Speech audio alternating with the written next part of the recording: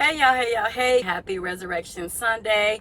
It is such a beautiful day outside. It's Texas. I think it's not just a Texas thing, it's just an everywhere thing. The weather nowadays, it just go literally is wherever the wind blows. It don't know what it want to do. Okay, it started off very raunchy today, but it has become beautiful. So I'm gonna try to make this video quick so I can go change my clothes and walk before it decides to get back cloudy and rainy-ish again. But yeah, good morning, y'all. Happy Sunday once again. I'm just on here for a quick message. First of all, let's talk about how this is the second Sunday where my mornings have started off extremely rocky, and it's almost discouraging. I almost didn't want to go to church today, as the same last Sunday. I don't know, last Sunday I was just very mentally, I wasn't there, and I have a video to post from that Sunday as well. But today, y'all, how about I put on this outfit? First of all, my undergarments just were not cooperating. So I had to change. By the time I changed and everything, my parents was like, okay, you making us late, we gotta go. Don't blame them, because typically it's the other way around, where I'm leaving them, because I have gotten so much better by being punctual, and I hate to backslide. So typically it's the other way around, but today they left me, and I was like, okay, that's fine, I'll just meet y'all at the 9 o'clock service. Yeah, I go to find my keys. I'm like, because I keep my keys in a certain spot, so my mind, my mentality is naturally, it's just automatically set to go pick up my keys from a certain area, right? Yeah, I go pick them up, my keys said, we're not here. That was great, that was fabulous. So I got stuck in the house all day, didn't have no house key, didn't have my car keys. How about my car keys and my house key? Everything was left in my mom's car from yesterday in her glove compartment, because I called myself trying to go fabric shop with her, and then also my dad was in the car with us. We went to go find some shirts for him and his business, right? And trying to go shirt shop to see who has the better bargain and things like that, the better deals. Yeah, I left my keys right in her car, and they dipped out in her car and went to church, and I was stuck at home, had to wait until the 11 o'clock service. Oh my gosh, this morning just was not the morning for me, and it was the same thing that happened last week, a different scenario, but it was a challenge for me for sure to try to get up and go to church. But I did. I made it last Sunday and today, because I just have to pump myself up. I said, Lord, not on your Sunday, not on your Resurrection Sunday, I'm going to go. I had to mentally prep myself, and I was like, I'm not going to be discouraged as I can be in this moment. I'm just gonna pump myself up and know that I'm going for the Lord. Today I was in church, and this girl, they came in a little bit late because I was on time to 11 o'clock. My parents dropped off my keys and stuff, so I was out the door. Was on time to 11 o'clock. This girl and her significant other, her boyfriend, they came in a little bit late, and y'all know it's Sunday service. It don't matter which service you go to, like, it was a 6 a.m. service, it was a 7 a.m. service, and a 9 a.m. service, and then the final service was at 11 o'clock. Typically, they don't do a 6 a.m. They just did it because it is Resurrection Sunday. But yeah, so each service, though, is jam-packed. Like, it don't matter what service you go to on Resurrection Sunday. Y'all already know how it is. Black folks, they gonna show up, show out, and jam-pack every service. And that's okay. I'm used to it at this point. But yeah, so, and then now that I'm thinking about it and I'm getting ready to say it out loud, I guess it was just ordained for me to go to 11 o'clock service. Like, everything about this morning, it was like God was telling me, no, no, no, no. Y'all know me, I like to be with the elderly because of the wisdom, the aura, the presence, the spiritual presence that I feel when I walk into the facility, into the church house, with that age group. I just love it, and I need it to keep me grounded. So I'm typically a 7 a.m.er, really. But I didn't even get up for 7 a.m. Actually, I was supposed to get up at 5 a.m. to do my hair, but that didn't happen. Like, my alarm went off, I woke up, reset it, went back to sleep. It just wasn't happening, because I actually didn't end up falling asleep until about 4:45 a.m. Let's start there. So I was like, no, you're not going to 7. You're not going to do your hair at 5 a.m. So therefore, you're not going to 7. And then the Lord said, you thought you was going to 9. You're not going to 9. Here you go, you're all set for 11. I promise to goodness, everything aligned me to be set for 11. Why I say that? Why do I say that? Because, like I was saying about the couple, they end up coming in late. She sat by me. They were forcing us to like scoot down and make room because they already knew what to expect. Like people were going to be showing up late and stuff like that. So we had to scoot down. I mean, I was just scooting back and forth because other people came in late. I scooted down for them. It was a family of 3, and then she came in, so I had to scoot down again and make room for her on this side. So I'm scooting down from the left and the right side, but it was all good, and that stuff don't bother me. So she sits down with her boyfriend. She sits next to me, and the boyfriend is next to her.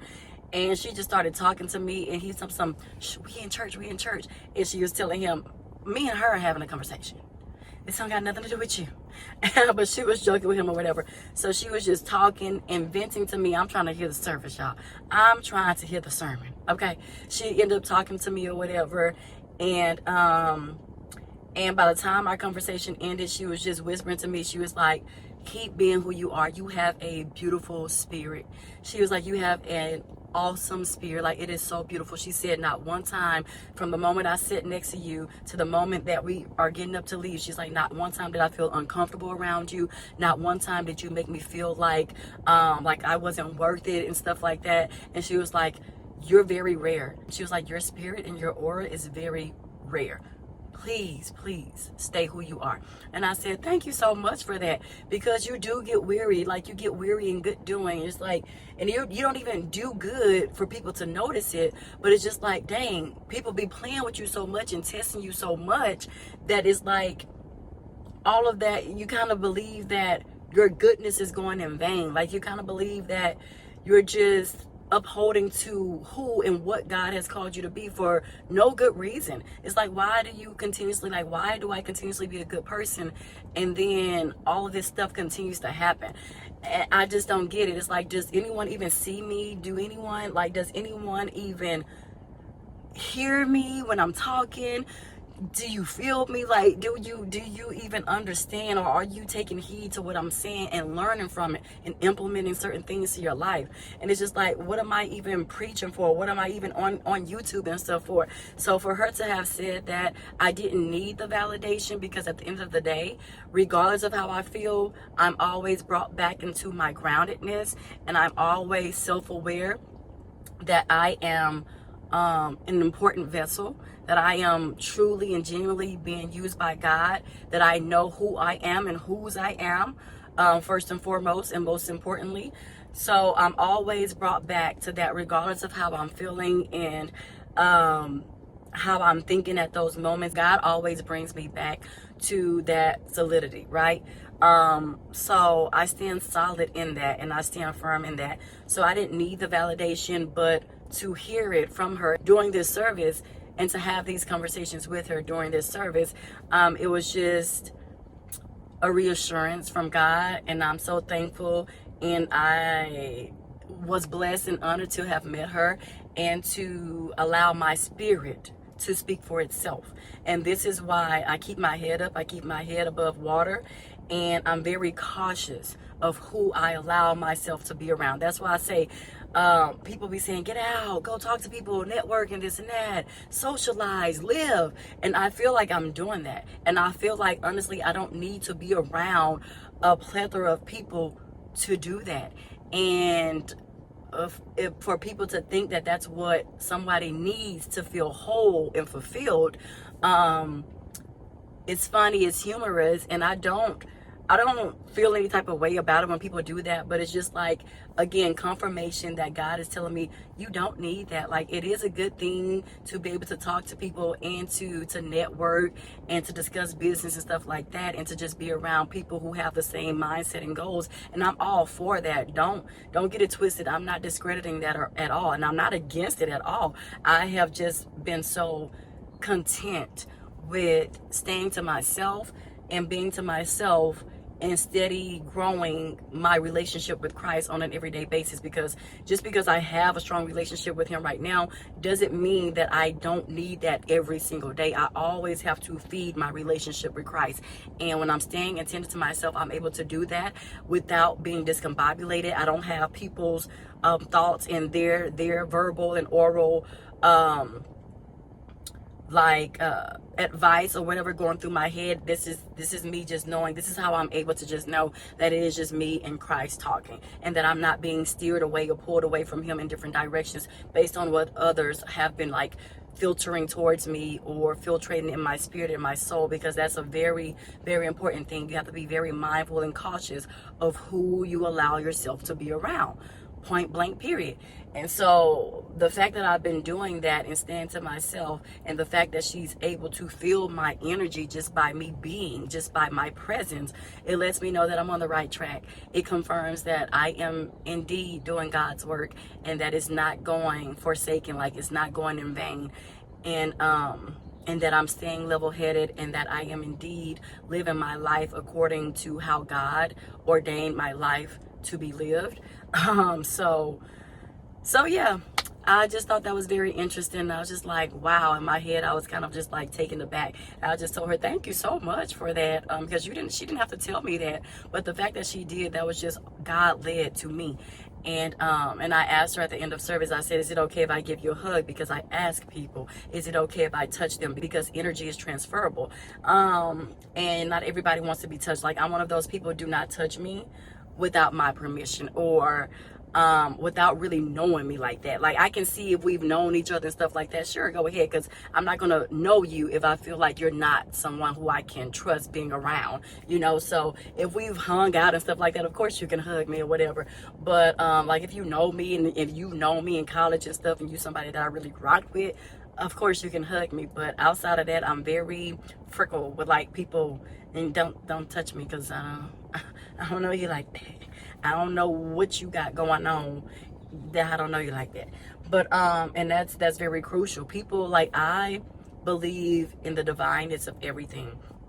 I am very cautious of everything that's around me. I'm cautious of energy. I'm cautious that it is transferable. I'm cautious of, I don't know what this person practiced. I don't know if this person practiced witchcraft and all kind of other absurd stuff. So I'm very cautious with that, and it is okay for y'all to be cautious with that as well. Stop thinking you have to go around being friendly to please God, that you have to be so friendly that you let everybody touch you, and that you let everybody's energy transfer to you. And you sitting there 2 weeks from now trying to figure out why you having these thoughts, why you are just feeling so down and depressed and stuff like that. And I say that because I have lived that. So now I'm like uber cautious. I'm not uber cautious to the point where it's just like annoying, but I'm definitely extremely cautious, and I don't play about stuff like that at all. So yeah, I've just gotten more firm and more protective over my space, over my mind, over my energy, and things of that sort. So yeah, for her to be able to feel that, it's just like, yeah, that's pretty cool. That's pretty dope. And I just want to share that with y'all, as well as put out the message that, yeah, just be careful who you're around, because all of that can be felt. All of it can be felt. It pours from the mind to the spirit, to the soul, like to the depthness of your soul. All of that can be felt. And I really wholeheartedly believe it depends on the energy that's around you. It depends on the people that you surround yourself with.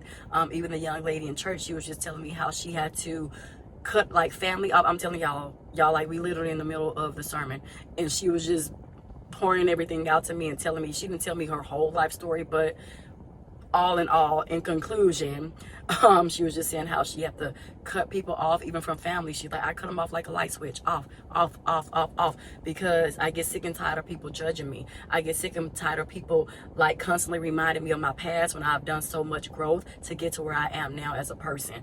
And she was like, and they just refuse to see that. When they see that you've gotten a little bit of growth, that you have decided to expand your mind and do better for yourself and be well off than what people expected you to be, they get jealous behind that. And she said, and it's so unfortunate that it is your own family, like blood family, that are the most jealous of you. And she said, I just have to cut them off. She said, I even moved far away to like the country. So in Texas, in Houston is big. It's the 4th largest city in America. So So she was like, so in Houston, you have like these little pockets. And it's a part of Houston, which is where my oldest nephew, his mom, her side of the family are all from the country as well. I wonder if they related. But so they go to the country, like for Thanksgiving and stuff like that. They go out to the country and they come back. But the country is typically about 25, 30 minutes away. It's not like out the state. It's just like on the outskirts of Houston. But it's still a fairly good distance. So she was like, she moved out to the country to just keep her distance away from them because they were just so negative and so like so draining and kind of like discouraging for her. And she was like, since she cut them off and moved to the country with her significant other, she's like, I've never felt so much peace in my life. And you have to cut people off. It doesn't matter if it's friends, family, or whatever. You should not feel guilty for cutting people off to protect your energy, to protect your light, to protect your pureness, right? And your genuineness. And I've had to do the same thing. I have cut off friends who I have known for 10 years, 13 years, because it was just the stuff that they would say. It would just let me know that you're jealous.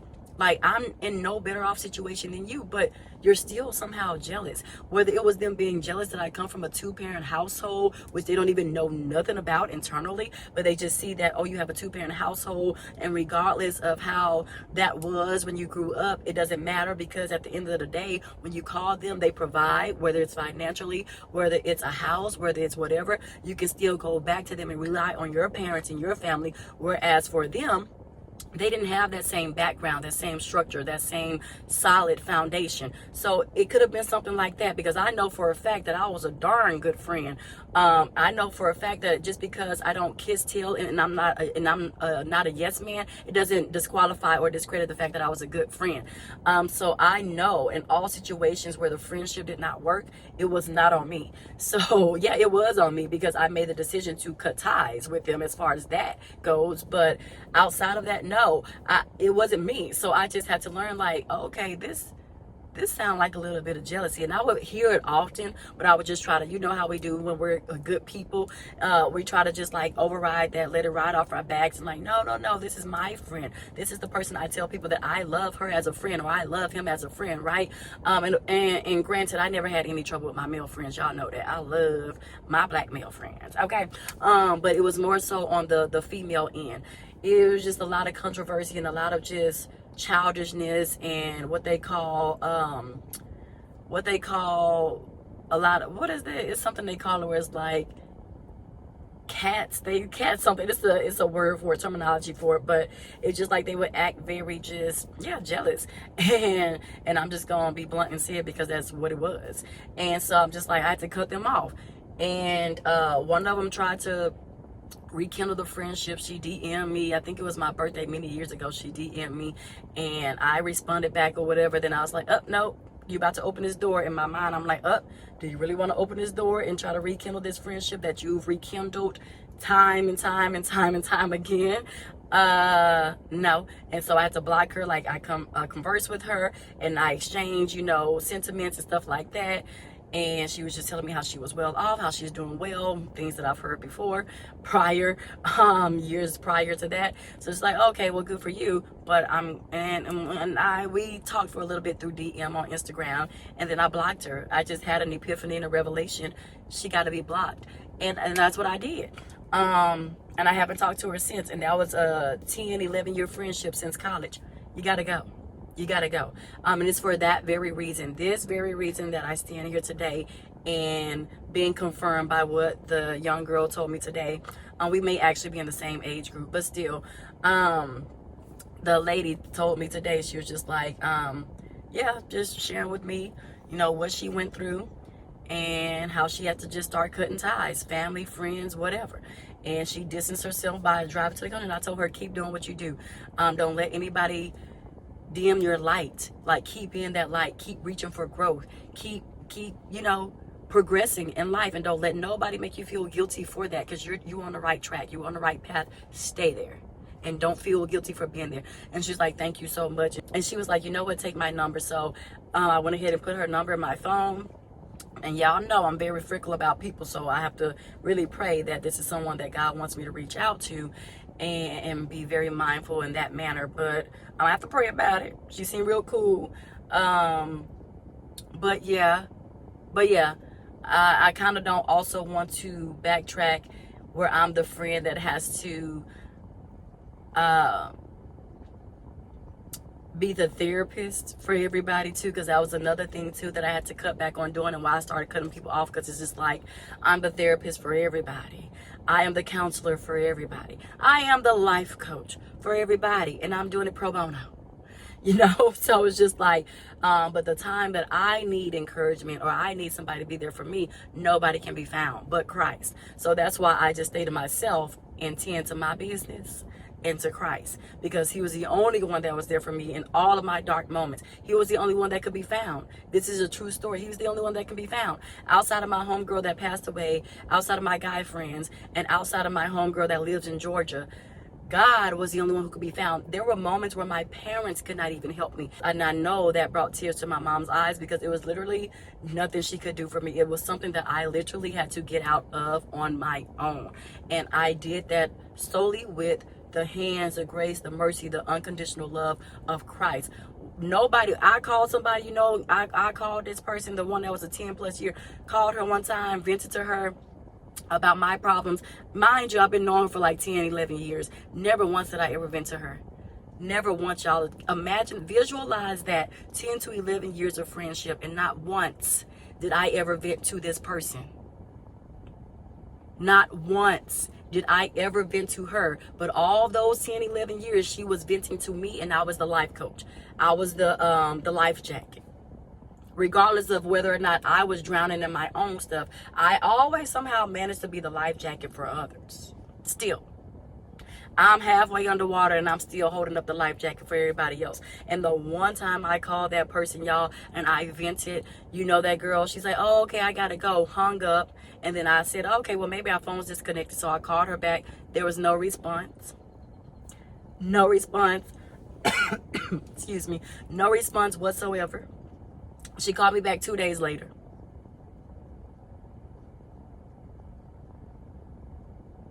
Like, what do you say to that? How do you respond to that? How do you salvage a friendship like that?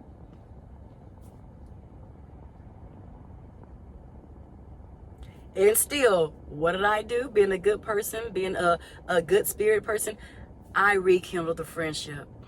I chose to stay in the friendship. Even after that. And then after I rekindled, there was still another point in my life where I blocked her. Then she wrote me on DM on Instagram. What am I blocked for now, Jazz? You should know why. People be acting like they don't know what they do, like they're just oblivious and stupid. They know exactly what they do. And it's time that y'all got to start holding people accountable for how they treat y'all, how they show up for y'all. And if they can't do it, and you've been doing it for them, if it's not reciprocated in your relationship, whether it's friendship or you're in a relationship with a man or whatever, for my ladies, or for my men, if you're in a relationship with a woman, and it's not reciprocal, you got to get out. You got to get out.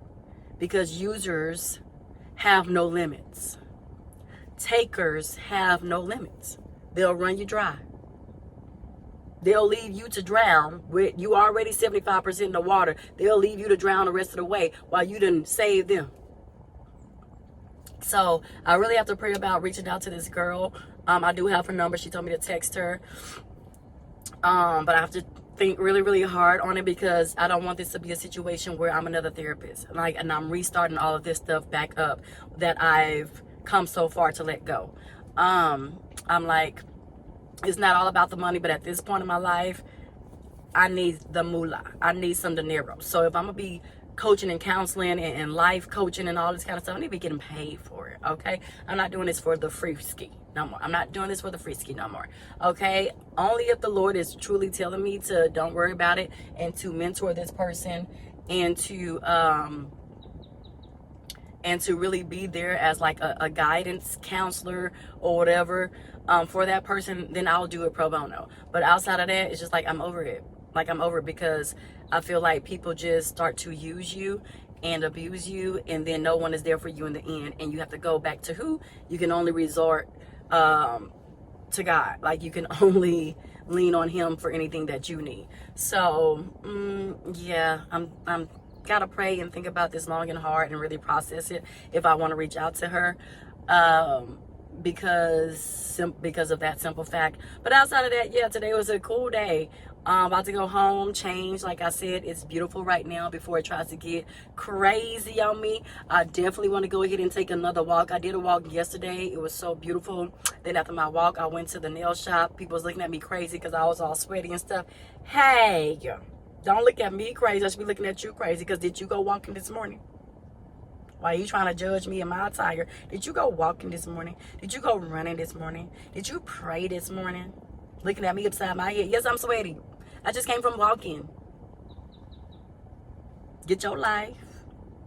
Like Tabitha Brown say, because it's my business why I look like this. Because guess what? When it's time to put on, I can do that. Don't worry about me, worry about you. Like the pastor said this morning in church. Worry about your own F more than you worry about somebody else's F. Because at the end of the day, either somebody going to heaven, somebody going to hell. Make sure you get into the heavenly gates, the pearly gates, okay? Why you worry about the next person? Why you worry about the next person? But okay, y'all. Deuces, keep being a light out here in the world, and just keep in mind always that your goodness, your well-doing is not going in vain. Somewhere somebody is watching you, somebody is studying you, your mannerisms, your aura, how you handle situations and circumstances that you could easily snap in but you don't, that you can easily revert to your old ways but you don't.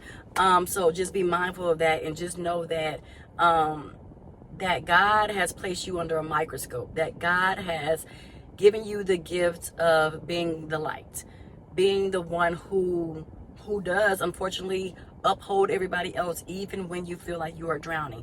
And even when you're drowning, God is your anchor. God is always going to be your anchor, and he's always going to remind you that he is such, that he is who he says he is, and that all of your hard work, don't get weary in it, because it is not going unnoticed. Whether it's somebody that you know tells you about your light and your aura, or if it's somebody that's a complete stranger that tells you about your light and your aura and tells you to never change how you are, because you are a rare commodity. Somebody's watching you. Okay, so just keep doing you, keep growing, keep progressing, just like I told her, and keep going forward. Keep your mind focused on the bigger prize, which is the end of the tunnel. When God says, job well done, thy good and faithful servant, you are welcome in. All right, so yeah, peace, love, godliness, happiness, joy, all things bright and colorful. I'm back into my color season, y'all. She's getting herself together. I'm back into my colors. I no longer just have my pink that I love so much. I've broken out of my pink shell, which I still may go back to because I just love that color. My favorite color is pink. But outside of that, I just think the color I get is so classy, and it can go with anything that I wear. And I get so many compliments when I wear that pink color. It's a called Clear Pink for anybody who wants to try it. It's called Clear Pink, and it is just so cute.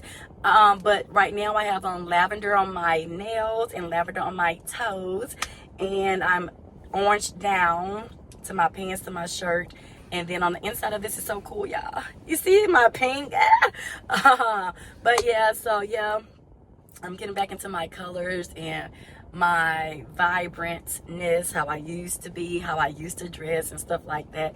So your girl is coming back out of her shell, and glory be to God, forever and always. Thank you, Father God, in the name of Jesus, for just bringing me back each and every day, even when I stumble and I fall back into like old thoughts and just guilt of you keeping me here while you have taken the other ones to be in the glory of your name.